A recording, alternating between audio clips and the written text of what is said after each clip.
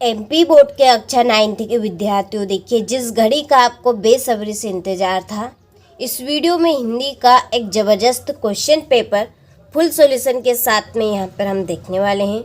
सारे प्रश्नों के आंसर आपको बहुत ही सरल और सिंपल भाषा में देखने को मिलेंगे, जिनको आप पढ़ते ही याद कर सकते हैं।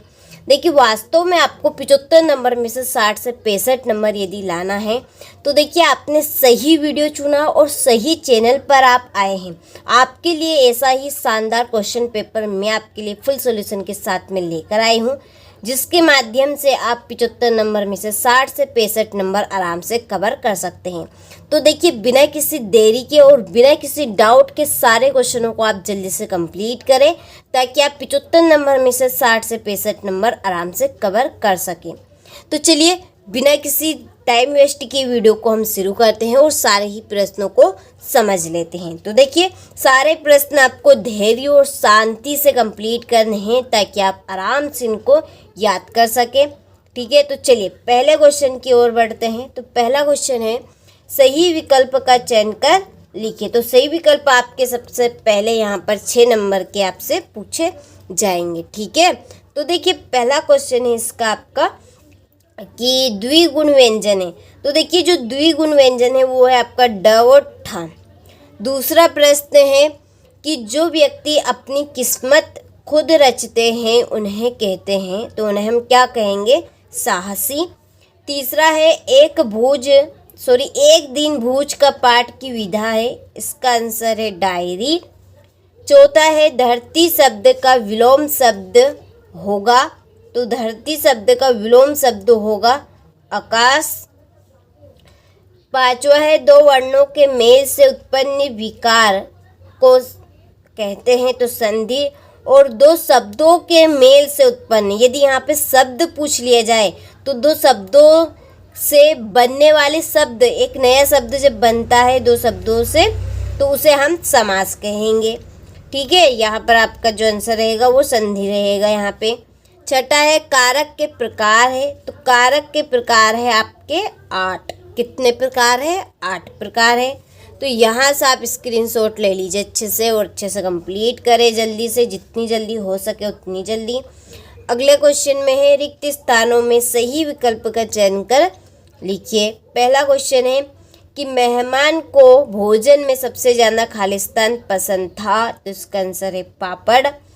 दूसरा है अंतरिक्ष यात्री की उम्र खालिस्तान वर्ष से अधिक नहीं होनी चाहिए, तो 40 वर्ष से अधिक नहीं होनी चाहिए।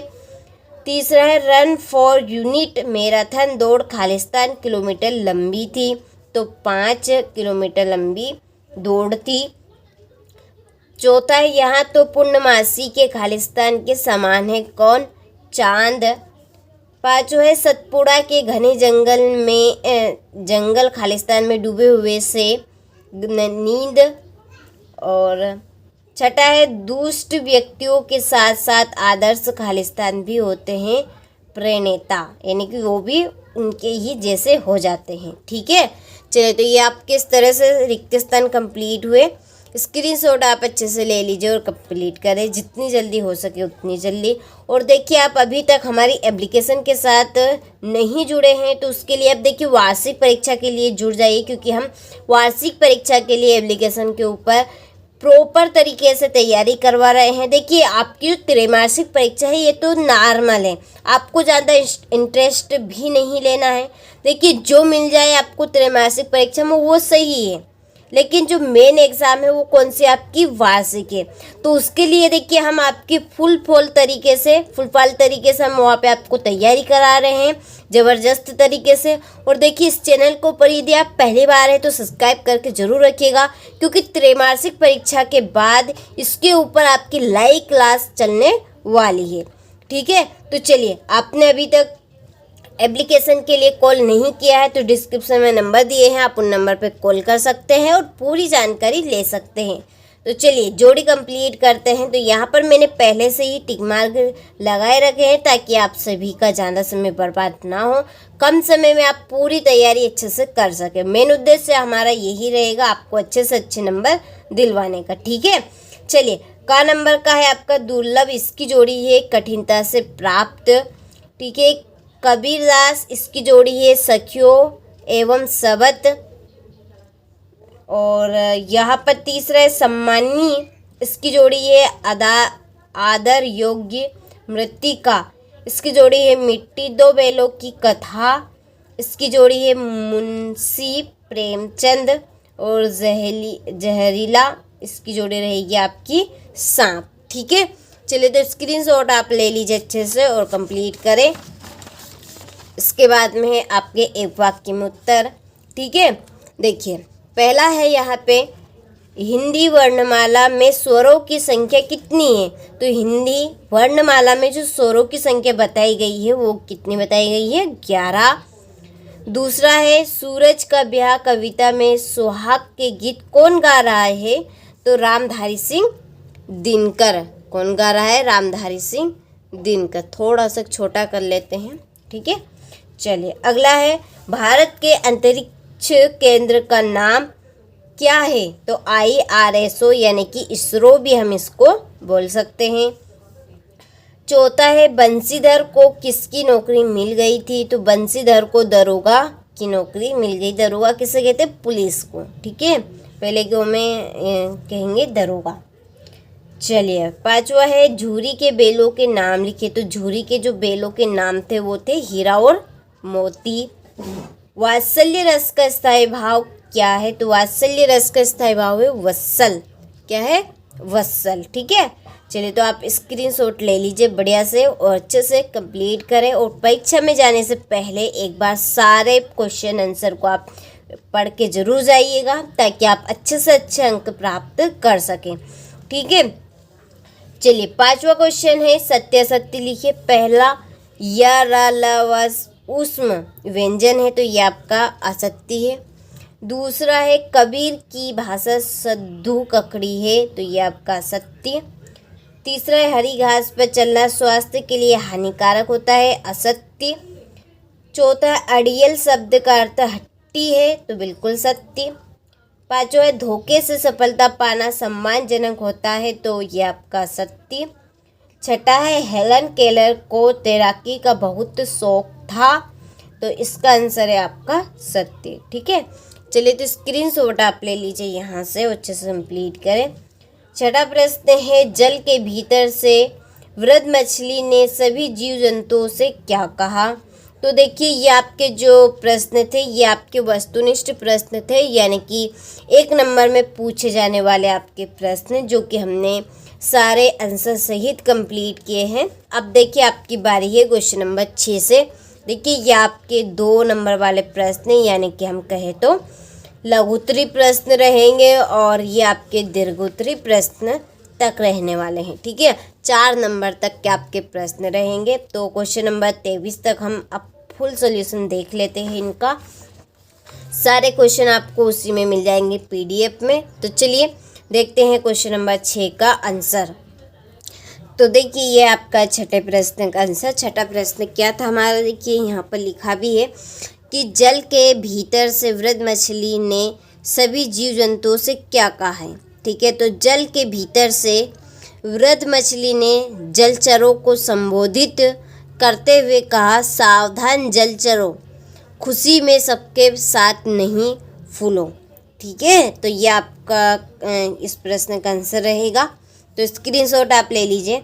इसके बाद में इसका अथवा है मिज़बान कहानी किस बोली की लोक कथाओं का संकलन है।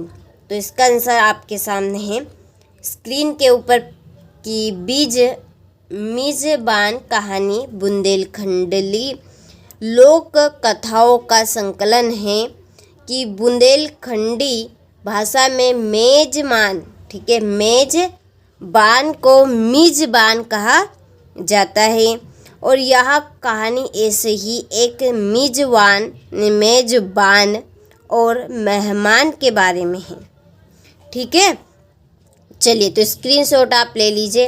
इसके बाद में 7वां प्रश्न, सतपुड़ा के घने जंगल कविता की 4 पंक्ति लिखिए। तो भवानी प्रसाद मिश्र की कविता सतपुड़े के घने जंगल की 4 पंक्तियाँ।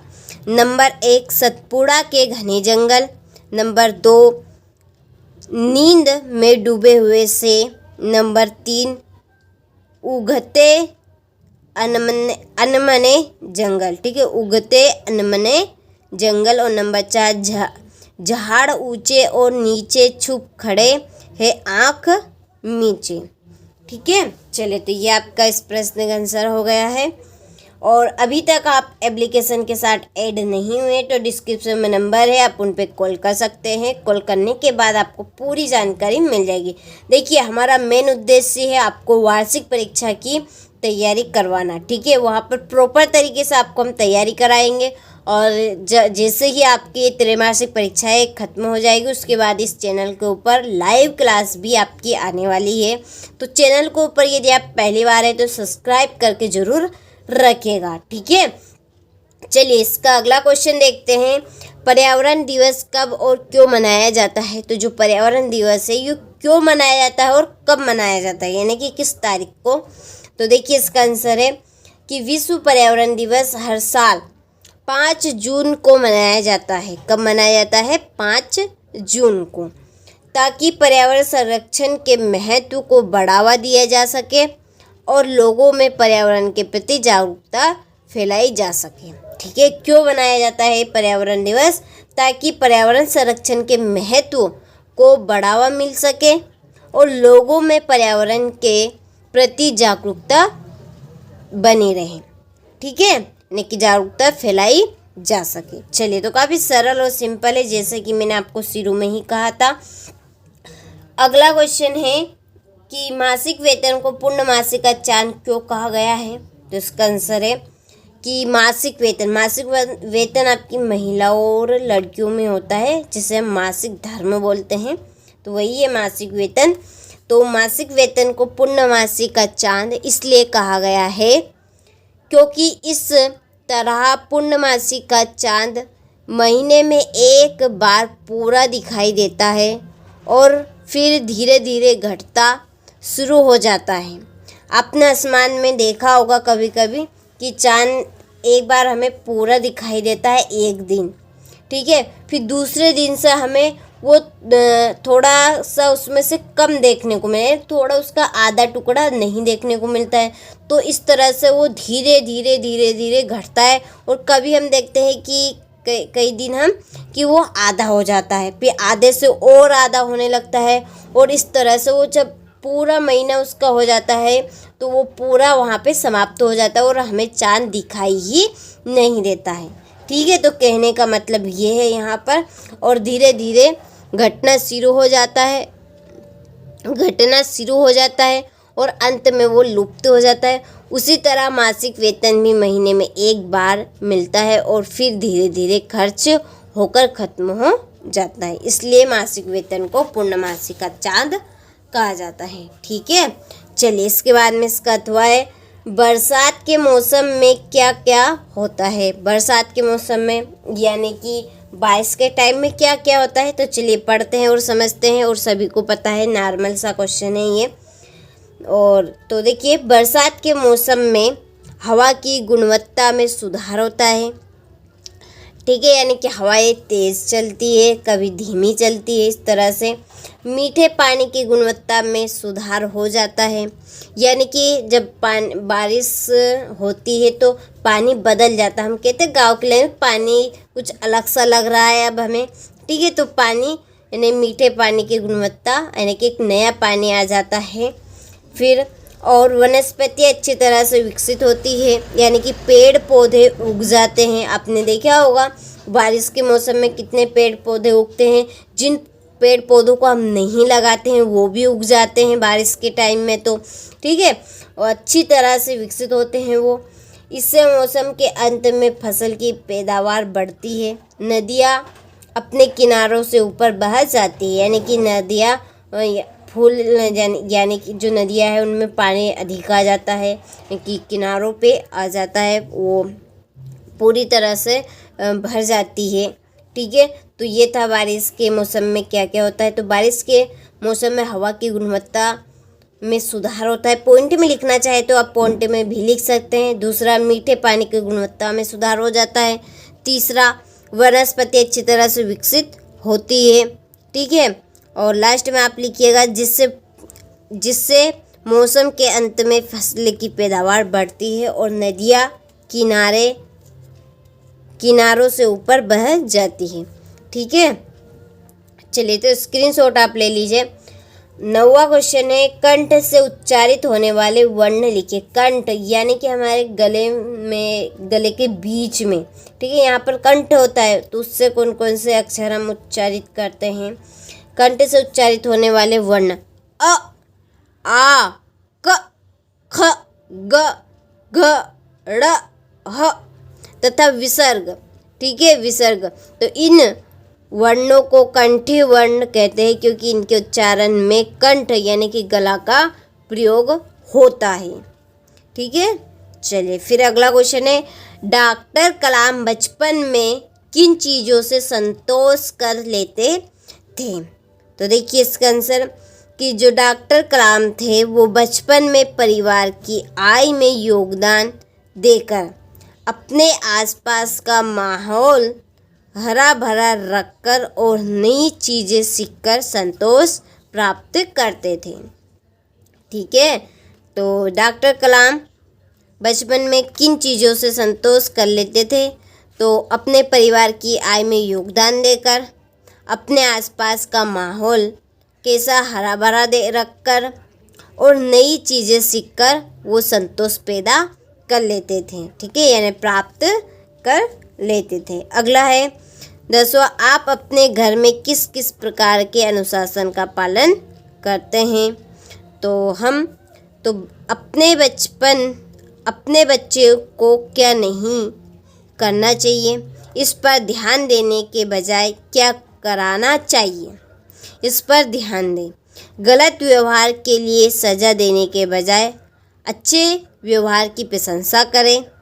पुरस्कार देना ठीक है, लेकिन तब नहीं जब वे बच्चे के लिए अच्छे व्यवहार से ज़्यादा महत्वपूर्ण हो जाए। ठीक है, तो क्या है इस प्रश्न का आंसर, काफ़ी सरल और बहुत ही सरल और सिंपल है, काफ़ी इंटरेस्टिंग है। ठीक है, तो हमें बच्चे को, ठीक है, माता पिता के ऊपर से ये अपने बच्चों को क्या नहीं करना चाहिए। ठीक है, बच्चों को हमें ये नहीं बताया बच्चा क्या कर रहा है, हमें इस पर ध्यान देना चाहिए कि क्या उसे हमें करवाना चाहिए, हमें क्या बातें उसको बतानी चाहिए, इस पर ध्यान दें। गलत व्यवहार के लिए हमें सज़ा देने की बजाय, ठीक है, गलत व्यवहार जब कोई सी भी गलती करते हैं बच्चे, तो उस गलती पे सज़ा देने की बजाय हमें उसे दूसरे काम, ठीक है, अच्छे काम की हमें उसे प्रशंसा बतानी चाहिए। पुरस्कार देना ठीक है, लेकिन तब नहीं जब वे बच्चे के लिए अच्छे व्यवहार से ज़्यादा महत्वपूर्ण हो जाए। ठीक है, चलिए इसके बाद में इसका 11वां क्वेश्चन है, पर्यायवाची शब्द की परिभाषा उदाहरण सहित लिखिए। पर्यायवाची शब्द हम किसे कहेंगे। तो देखिए, एक ही वस्तु, व्यक्ति या भाव को व्यक्त करने के लिए एक से अधिक शब्दों का प्रयोग किया जा सकता है जो पर्यायवाची शब्द कहलाते हैं। जैसे कि अब पानी को कोई जल बोलते हैं, कोई नीर कहते हैं। ठीक है, तो पानी के कितने नाम हो गए, 2-3 नाम हो गए। ठीक है, पानी हो गया, जल हो गया, नीर हो गया।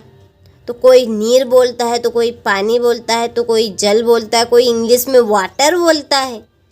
ठीक है, तो यही क्या है आपके पर्यायवाची शब्द कि जिस वस्तु के एक से अधिक नाम होते हैं, हम एक वस्तु को उसकी एक से अधिक नामों से बोलते हैं, तो उसे हम क्या कहेंगे, पर्यायवाची शब्द कहेंगे। जैसे कि व्यक्ति, अब किसी व्यक्ति यानी कि किसी बच्चे का नाम समझ लीजिए अतुल है।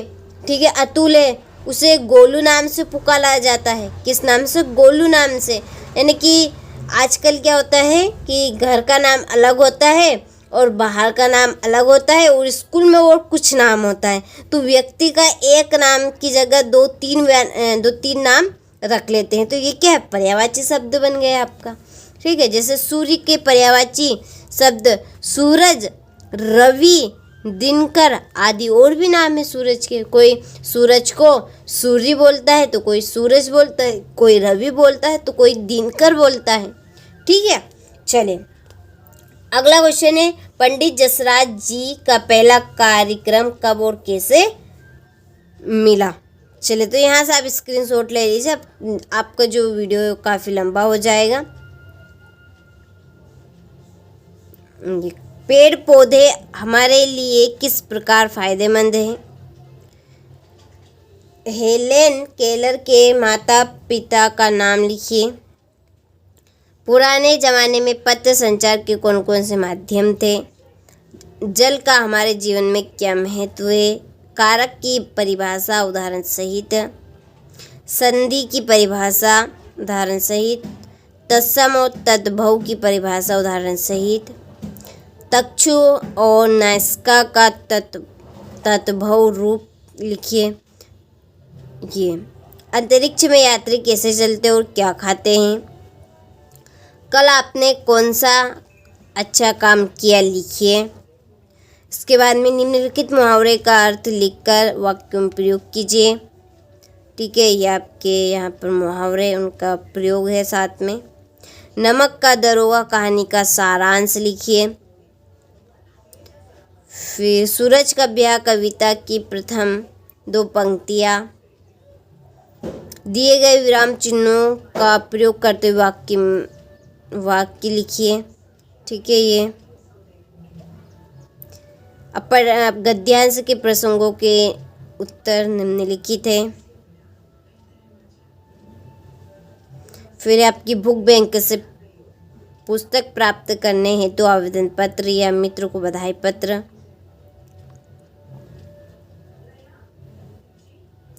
अपने मित्र को प्रथम श्रेणी में उत्तीर्ण होने पर बधाई पत्र लिखिए।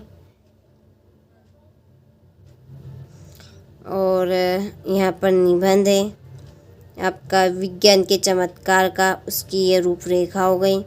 फिर यहाँ से आपका निबंध होगा ये प्रस्तावना, विज्ञान के विभिन्न क्षेत्रों में चमत्कार। इसके बाद में ये आपका संचार मोबाइल। स्क्रीनशॉट ले लीजिए और कंप्लीट कर लीजिएगा। ऑप्शन हारी आपका। ठीक है, 3 से 4 पॉइंट लिखने, 4 नंबर का आने वाला है। चलिए तो आपने सारे प्रश्नों के आंसर अच्छे से आंसर कंप्लीट किए होंगे। स्क्रीनशॉट आपने अच्छे से ले लिया होगा सारे क्वेश्चनों का। तो देखिए काफ़ी शानदार सा क्वेश्चन पेपर था हमारा, फुल सॉल्यूशन के साथ में सारे प्रश्न अच्छे से कंप्लीट किए होंगे। चलिए तो मिलते हैं आपसे अगले वीडियो में।